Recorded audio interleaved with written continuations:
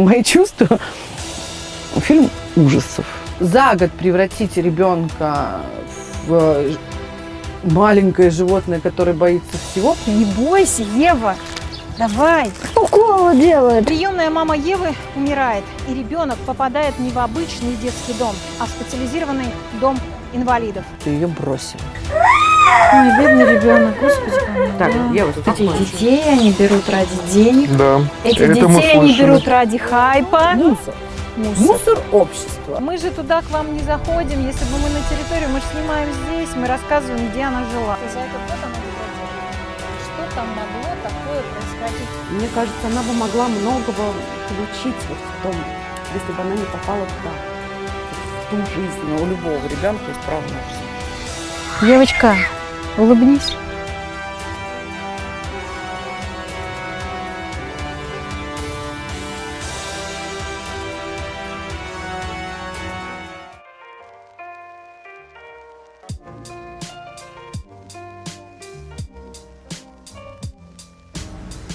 «13 лет назад вот в этом маленьком городе Энгельс Саратовской области родилась девочка Ева, мама которой сразу после рождения была лишена родительских прав, и она попала в детский дом. Ева уже была на грани жизни и смерти, но ее нашла женщина-волонтер, которая в будущем и стала ее приемной мамой. Но счастливая жизнь в семье закончилась спустя 10 лет. Куда едешь? На море. А еще куда? Домой. Домой, правильно. И бояться не нужно. Будем улыбаться, смеяться, да? Хулиганить.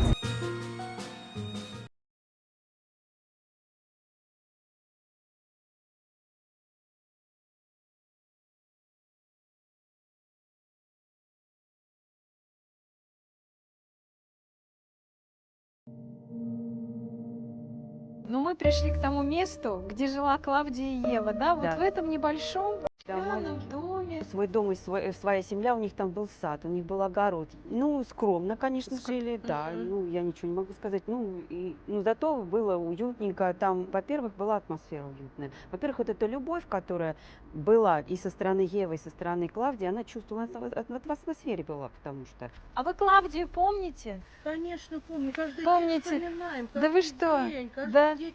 И люди спрашивают, и из церкви спрашивают, и бабушки ходят, спрашивают. Что с Евой, да? Да, всем интересно, все интересуются, вся улица, Да. все, вот кто знал, все. Это Да, вот они в вспомнила, этом вспомнила. доме, да? Помнили меня? Да, вспомнила. Привела на ее вот такую махонькую. Да вы что? Такую, ой, мне прям аж мурашки вот по мне. Да. Да, я как ее увидала, у меня прям обомлела вся. То есть она, я так понимаю, она ее выходила, то есть она Ой-ой-ой. практически лежала, Да. да? То есть она же Ну, с ложечки кормила. И... Ну, почти что да. Ну, ходить она ходила, все.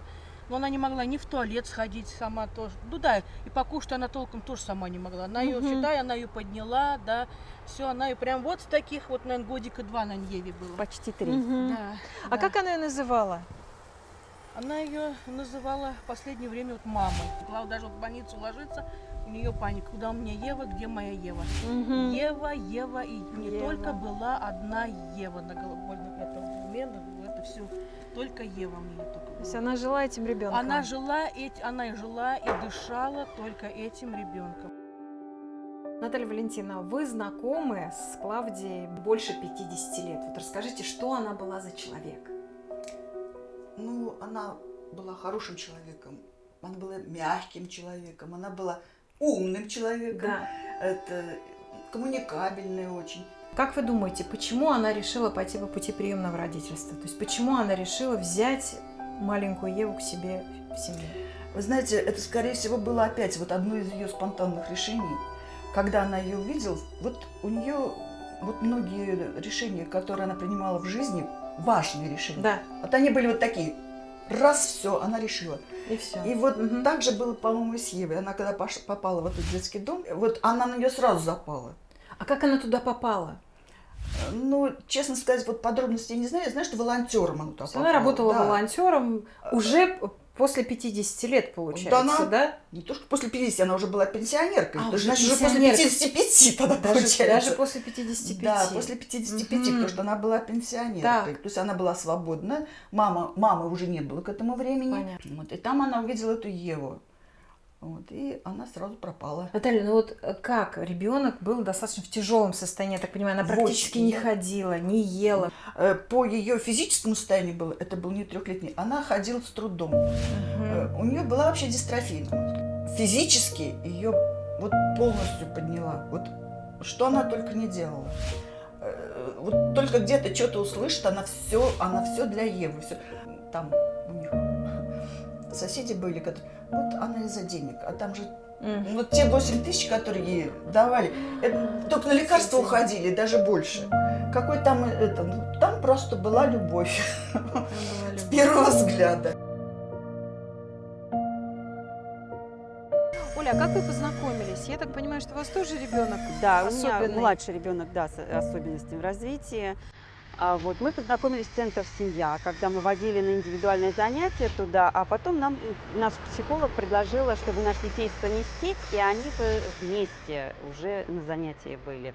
Мы как бы согласились обе стороны, и мы уже просто вместе сидели и ждали, пока занятие идет, там около часа. Мы сидели вместе с ней, разговаривали, познакомились, и как бы пошло на знакомство, и связалась дружба. Она, прежде всего, мне кажется, что Клавдия дарила ей любовь, это самое главное.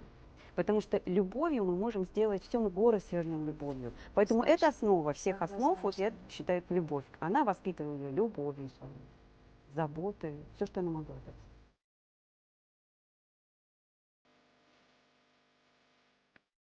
Клавдия была прихожанкой Покровского храма, и мы сейчас пришли в этот храм и поговорим с Анастасией, матушкой этого храма. Анастасия, я так понимаю, вы знали Клавдию, да?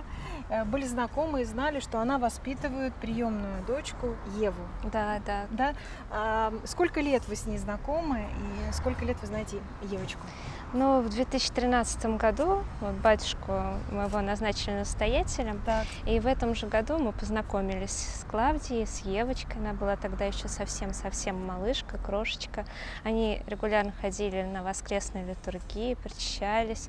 Матушка Анастасия, насколько я знаю, воскресная школа для особого ребенка началась именно с Евы. Да, у нас вот получилась такая группа, которую приняла у меня Анастасия Сергеевна, малышей, и там была особая девочка Ева. И появилась такая идея написать проект в конкурс фонд президентских грантов. И мы так и решили назвать «Воскресная школа для особого ребенка». И этот проект получил поддержку. Причем для нас это еще детей не было, детей, да, проект уже поддержали. Проект поддержали, и он был очень успешный и очень помог нам в развитии вот школы и инклюзивного центра теперь. Я пришла сюда работать, и матушка мне говорит: вот придут 2 ребенка. Вот у нас есть прихожанка Клавдия Васильевна, есть Ева, и еще один мальчик Миша. Да. Они приходят, и вот, в принципе, занятия начались, да, вот с этих 2 детей, необыкновенная наша Ева и самый замечательный мальчик Миша. Причем не только занятия для особых детей началось вот с Евы, с этой группы, но и знаете как, вот я так задумалась, как же называть ребят, потому что не все родители приняли диагноз, не все родители вот еще пришли к этому. Кому-то тяжело слово «особенный», кому-то тяжело слово «инвалид». И, знаете, я начала с ней заниматься, думаю, ну она, что в ней особенного? Она необыкновенная. На самом деле это необыкновенная была девочка, необыкновенная семья. Поэтому до сих пор всех мы детей вот называем необыкновенные наши ребятки. Так, да. И вот этот кабинет, да, он был вот для необыкновенных ребят. Ева, конечно, боялась звуков. Она боялась ступить через порог. И большая заслуга Клавдии Васильевны, которая, знаете, как она рассказывала ее особенностях. Она помогала мне в этих занятиях. То есть мы настолько вот сплотились вокруг этой девочки, причем не только я и Клавдия, но еще и родители других детей. Клавдия Васильевна с таким вот, знаете, терпением, с принятием, с любовью, она ей помогала. Я понимаю, что она уставала сильно, потому что все-таки, вот знаете, с обычным ребенком устанешь, молодым мы устаем, да, но Клавдия Васильевна, она знала, что это нужно. Ей не было так легко ее отвезти в школу, потому что школа была не рядом, ей нужно было ее возить. И когда с Клавдией Васильевной случилась вот такая вот проблема, что со здоровьем, она все равно, она переживала, она старалась изо всех сил привести ребенка в школу, потому что это необходимо было Еве. Они были очень крепко связаны. Вы знаете, вот говорят, что ниточка между мамой и ребенком. Нет, там был канат, потому что когда произошла вот беда, когда Клавдия Васильевна заболела, то вот я разговаривала с Клавдией по телефону. Для нее был самый страх не то, что она не выздоровеет, а что она не выздоровеет и не сможет увидеть Еву. Она боялась, что ее заберут. А что случилось с Клавдией, скажите? То есть, получается, 10 лет Евочка прожила в семье? Практически, да. 10 лет. Я все-таки рассчитывала, что она больше проживет. Но Клава, насколько она вот трепетно ухаживала за Евой, и как она, вот, я считаю, что достаточно неаккуратно относилась к своему здоровью. Потому что когда у нее вот с сердцем начались проблемы, первый раз, когда ей стало плохо, это был выходной, и мы приехали. И я на нее смотрю, а она вот так ее ведет, как, вы знаете, как пьяный. Я же знаю, что она не пьяная, она не может быть пьяной. Да. Вот. И мы так посмотрели, положили, вызвали скорую. Инсульт. Это был, по-моему, 15-й год. Это было лето. И приехали в больницу, нас там, я ее возила на каталке, нас тут там всякие процедуры. Так она мне, ну все, поехали домой, поехали домой. Я говорю, какой домой? Все, к Еве. К Еве? Да, к Еве поехали. Я говорю, какой домой? Понятно. Ты чего? В общем, ее положили. Вот сколько раз ее клали в больницу, столько раз она, по-моему, уходила оттуда раньше. Уже в конце мы пытались даже с врачами разговаривать, не отпускайте. А как они не отпустят, если она Встала хочет уйти? да. Ну все. Наталья Владимировна, вот очень многие после смерти судачили вот, во время похорон, что вот если бы не Ева, то она бы еще жила. Клавдия бы Я еще так, жила. вообще так вопрос не ставлю. Это, да, это может быть, то, что она на себя не обращала внимания, но с другой стороны, вы меня простите, Ева была смыслом ее жизни. А если после мамы у нее не было бы смысла жизни, кто знает, сколько бы она протянула. Может, это бы и этих 10 лет и не было, кто ее знает. Наверное, все промыслительно у Господа Бога. Если бы Клавдия Васильевна не взяла ее из детского дома, то она не прожила бы вот этот кусочек жизни. Счастливый, радостный, полный любви и счастья. Я не побоюсь этих слов, потому что это на самом деле так. И если бы вот не случилось такое горе, что нету нашей Клавдии, конечно, это трагедия и для Евы тоже, потому что кусок жизни у нее оторвался, кусочек ее сердца оторвался.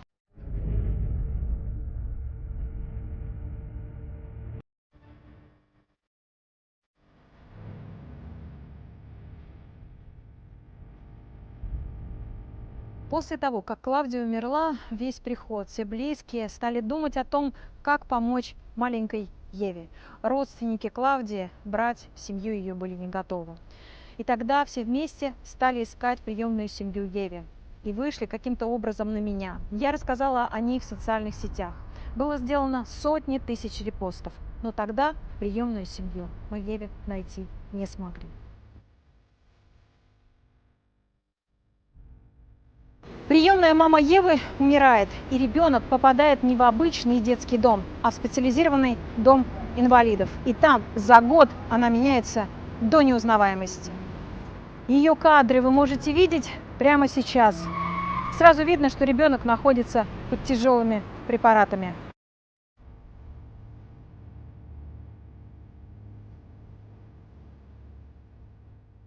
Ну вот Ева училась в обычной школе в коррекционном классе. И, в принципе, она справлялась вместе, конечно, с мамой, да, с приемной мамой. То есть у нее это получалось. А почему вы считаете, что она бы не смогла, допустим, в обычном детском доме также продолжать учиться, ну, там, в коррекционном классе, так скажем?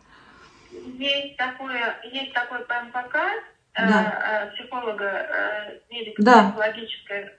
педагогическая комиссия, которая определяет дальнейший маршрут. Угу. Вот. И обучение, и куда ребенка направляют.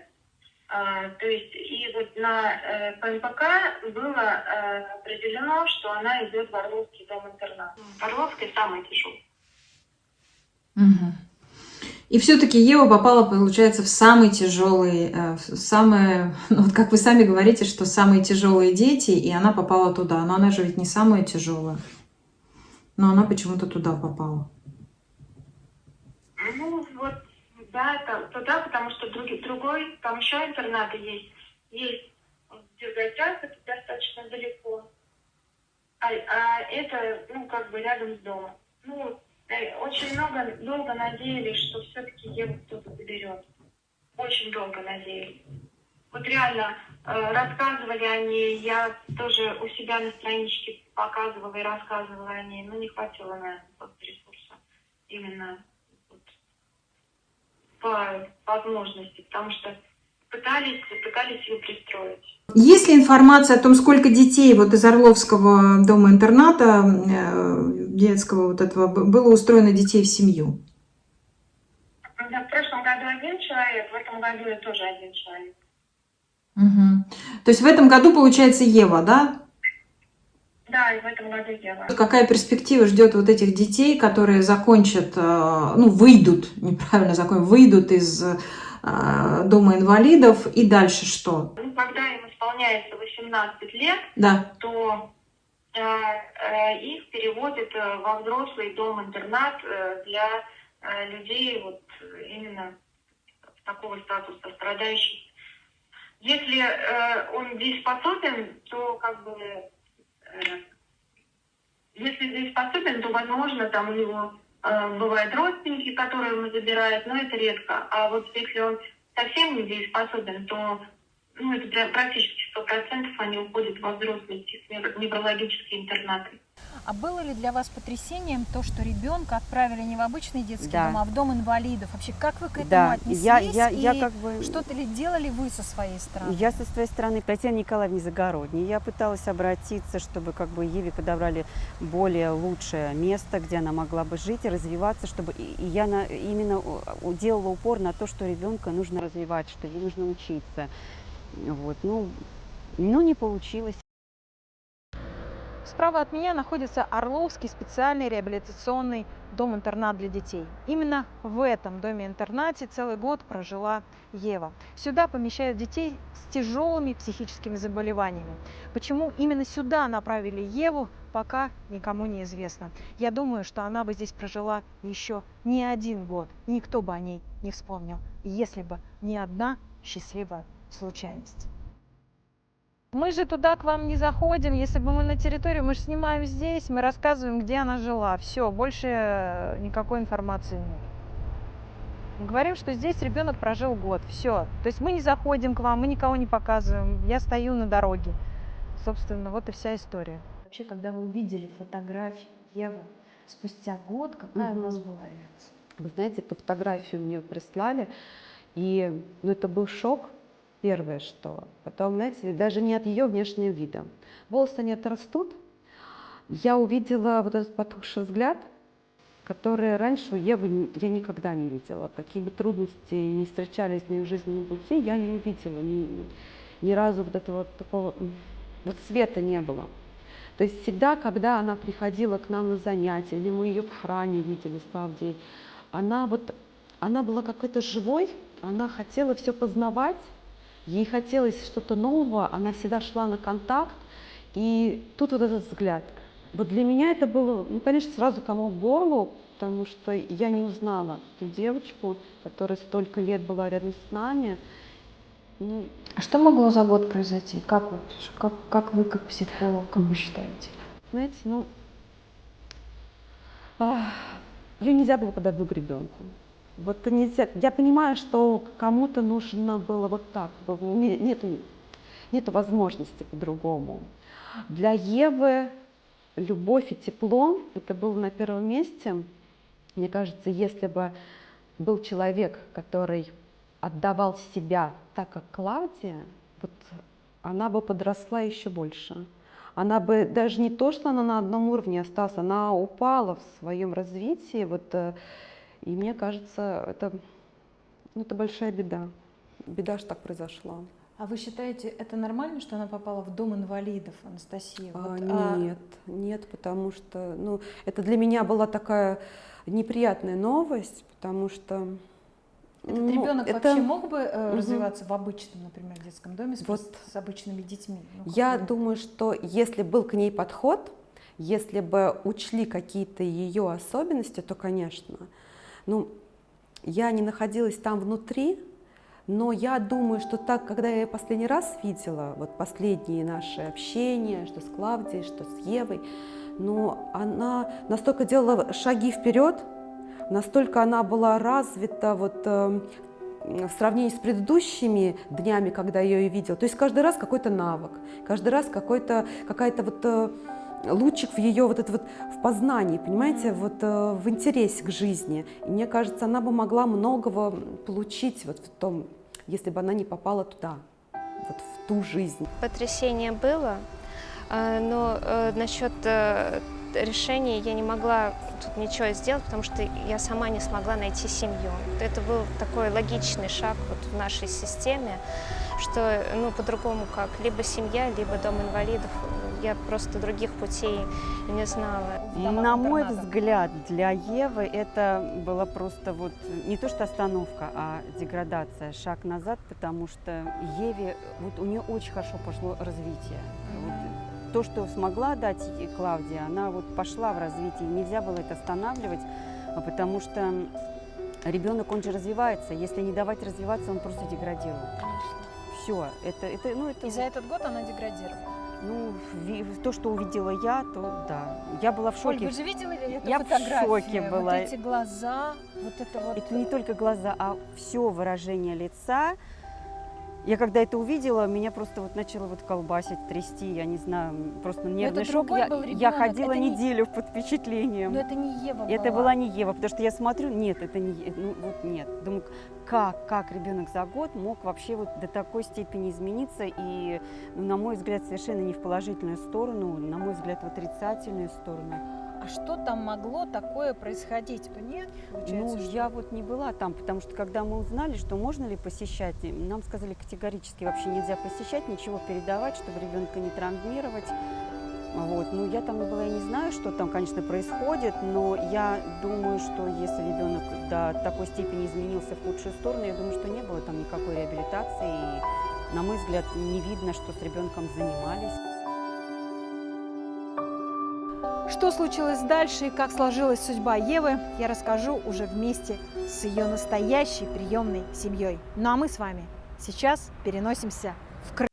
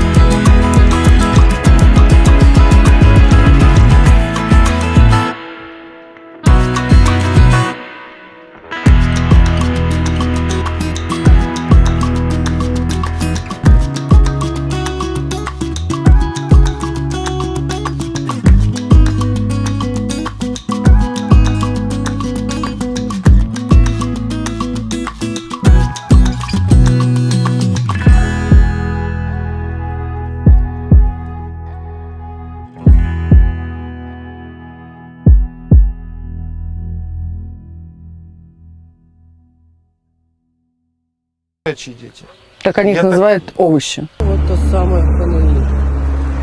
Мы вон там машины поставили. Тут вообще... Я так понимаю, это те дети, которые ходят под себя. И особо никто не убирает.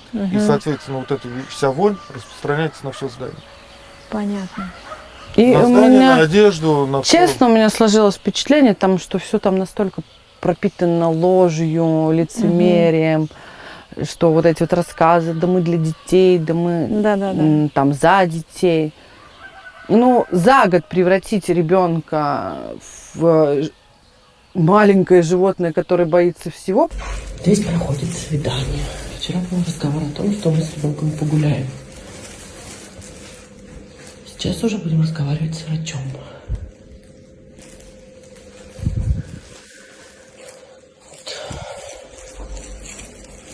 Вчера мы здесь были.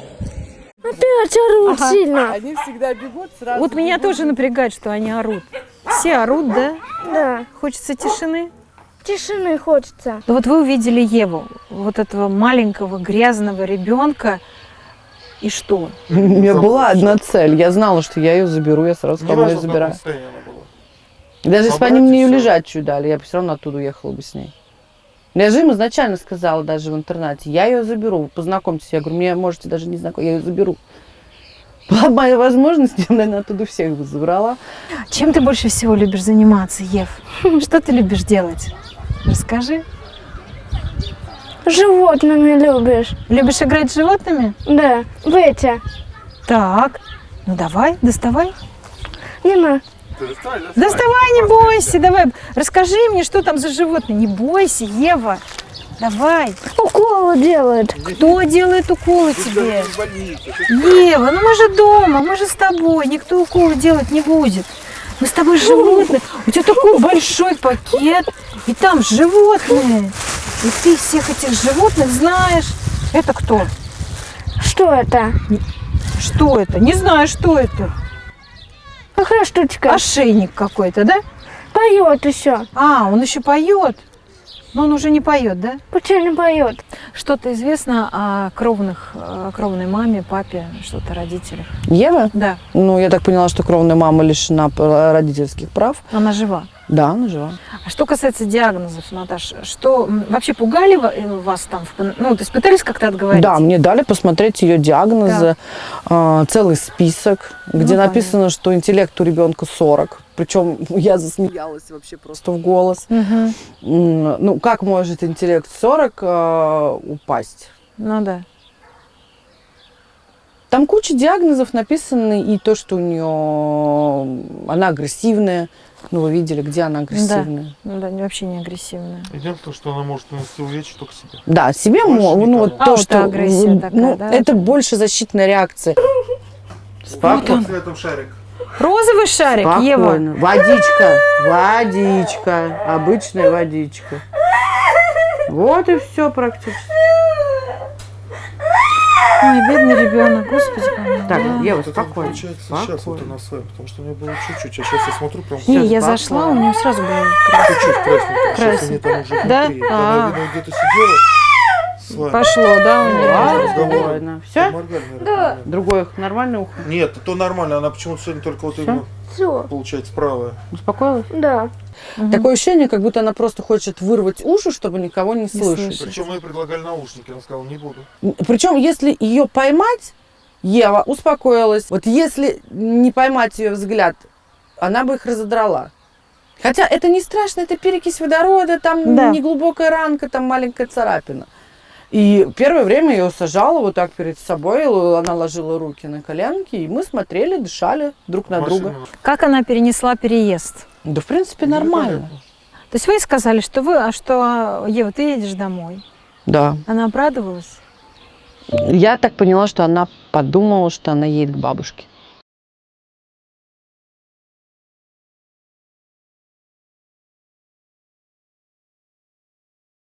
На Волгу едем. Нет, не на Волгу. Поедем ближе к морю. На море будешь купаться. Будешь, сейчас оно прогреется и будешь купаться. Боишься моря. Не бойся, там здорово. Да, там, если волны идут. Научим на волнах кататься. Плавать научимся. Она не знала о том, что бабушка умерла. И я так думаю, что ребенку еще отложился момент, что ее бросили. Что тут нарисовано на шарике? Давай посмотрим. Какая-то пирамидка? Пирамидка, А это что? кубики, Кубики. А это? звезда. Смотри, вот так делает.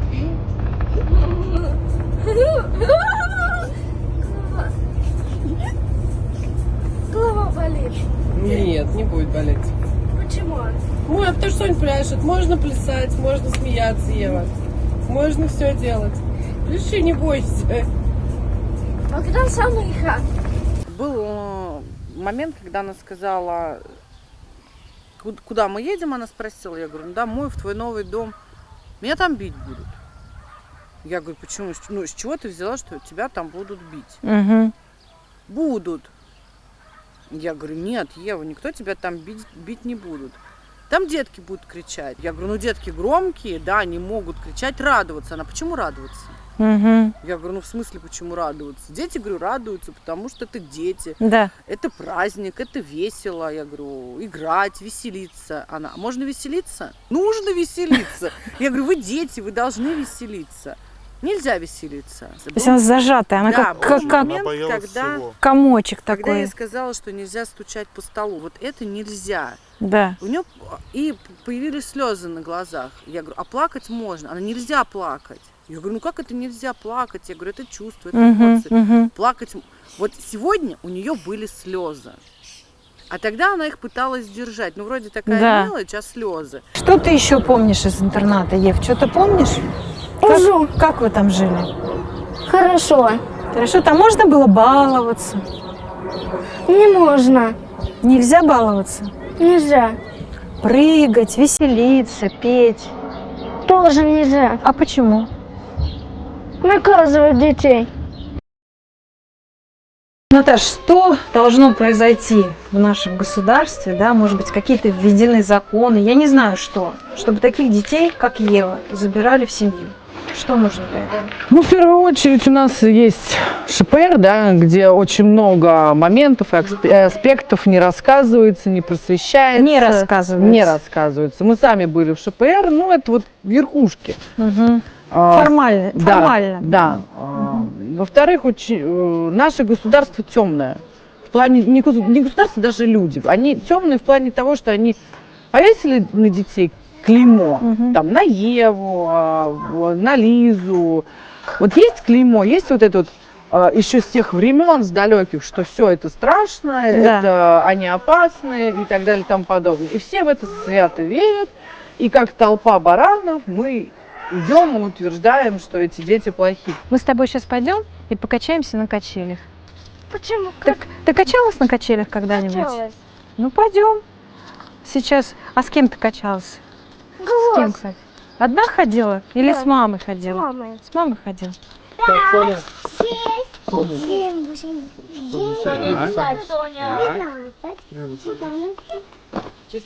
Не надо. Не надо 14. Считают, что они вот, ну, я сейчас скажу... Тяжелые. Нет, я сейчас скажу вообще страшно.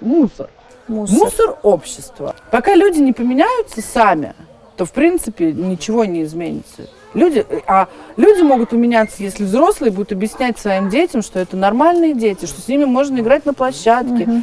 Нужно где-то их оберегать, потому что, по большому счету, они не опасны. Нормотипичный ребенок опаснее, чем обычный ребенок. Потому что к тому же самому ДЦПшнику нормотипичный может нанести вред. Синдром Дауна, аутисту. А эти дети, они не сдадут сдачи, они не защитят себя. Но вот почему-то люди их боятся. Я не знаю почему.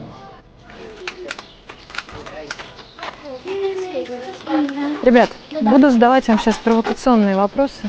Зачем вам такое количество детей? Это уже наркотик. У нас был случай, когда дети были все в деревне, мы жили тогда в Московской области, куда-то ездили в Москву по делам, мы заскочили домой, перекусить, сполоснуться. Причем детей дома нет, мы думали, мы побудем, отдохнем, Да. с утра поедем. Да. Мы зашли в дом. Тишина, спокойно, Гробовая. никого. Даже вот крикнуть не на кого, да? Кто чего? А уже скучно, уже никого. Мы быстро перекусили, Собрались, а сумки вот теперь- кинули и поехали к детям. Без них уже, я не представляю жизни. И реально дают огромное количество сил, энергии, они двигают вперед, они многому научили, особенно терпению. Не только мы их учим, но и они нас учат. Ребят, я уверена, что огромное количество людей сейчас скажет, что этих детей они берут ради денег, Да. этих это мы детей они слышали. берут ради Ой, хайпа. да, это очень много вопросов. Ради хайпа, то есть они хотят, что-то вы хотите поиметь. Вы скажите правду, вот уже вот Правда? глядя Ну на- давайте, да, Давайте честно у нас мне как у скажите, приемных да. родителей есть зарплата. Давайте возьмем нашу зарплату, Мгм. поделим ее на 30 На дней, 30 дней Так. мы с тобой на делим 24 часа. Так. Мы получаем по 70, 30 Нет, по 70, в Московской области было по 70 рублей, здесь по 40 рублей. по 40 рублей в час. 40 рублей в час. У нас Так. нету ни выходных, ни проходных, Да. ни больничных, ни праздников, ничего. Мы с детьми 24/7. Дети – это каждодневный труд, это болеешь ты, не болеешь, в любом Да. случае дети дома, и хочешь, не хочешь, ты все равно с ними. Конечно, конечно. Зарабатывать на детях, я могу сказать только одно. Детских домов много. Можно открыть тот же самый Саратовский район, где находился Да, школа. Саратовская Там область. огромное количество детей. Милости просим, можно также работать. Можете зарабатывать. Да. Да. Фантазируй, кого ты хочешь. Кота, Котов хочешь, да? собак, Собак. Давай, кошек, собак. Еще кого? коров. Естественно, у любого ребенка есть право на жизнь. Они имеют это право, и они должны жить в семье, они должны жить в заботе, в любви, даже, наверное, больше, чем нормотипичные дети. Как мы воспитаем ребенка, таким он и будет. Вот, Наташа, все-таки как мы должны поменять систему, чтобы отношение к этим детям изменилось, чтобы люди перестали бояться? Больше говорить об этом, быть терпимей. И даже мамочки с особенными детьми, они должны быть уверены, что их ребенка не обидит. Они не должны бояться выходить на общую площадку. Сколько случаев было, когда мамочка с особенным ребенком выходит на площадку, а их начинают гнобить: Конечно. уйдите отсюда. А к вам как относятся? У меня чревато обидеть. Даже не меня, а моих детей. Если дело касается моих детей, у меня падает забрало, и меня невозможно остановить. Все, дальше я не вижу. Дальше я просто уничтожаю. И я буду добивать до победного. То есть, Наташа, вы хотите сказать, что для того, чтобы взять такого ребенка, нужно просто желание, сильное желание человека? Желание. Все, больше ничего. Никаких знаний, никакой физической подготовки дополнительной? Нет. Все остальное придет с Все опытом. остальное придет. Самое главное желание дать любовь и заботу этому ребенку. Я не буду говорить, что любовь, она вспыхнет, да, вот сразу ты забрал, да, тем более ребенка с особенностями, да. забрал, и у тебя сразу к нему такие чувства, такая любовь. Но это так же, как и с людьми. Мы в кого-то влюбляемся сразу, а кого-то мы любим постепенно. Ну, это да. Но я хочу сказать, у меня дети понимают, они знают, если мама днем легла спать, значит, они хулиганы, но они присмотрят, они помогают, они молодцы. То есть есть вот это вот, да, взаимовыручка. То Да. есть они чувствуют, что они семья. Да. Они же Мы понимают, их да? и воспитываем, что мы семья, мы должны помогать, мы должны заботиться. Улыбаемся, улыбаемся. Сосиски! Сосиски! Варю не видно. Ульяна, прислонись.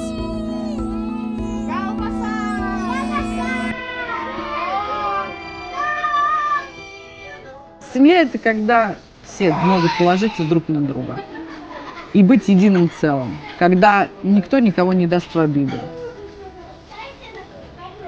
Как скала. Взаимопонимание. Да. Нет, в семье бывает всякое. Но самое главное, иди ко мне сюда. Да. Самое главное – это быть опорой друг другу. Трудную, счастливую минуту. Полюбить чужого ребенка. Что это такое? Это сложно. Но возможно. Но вот как я говорила, кому-то приходит любовь моментально, а кому-то она вот вырастает как семечко. Да, Что человек делает?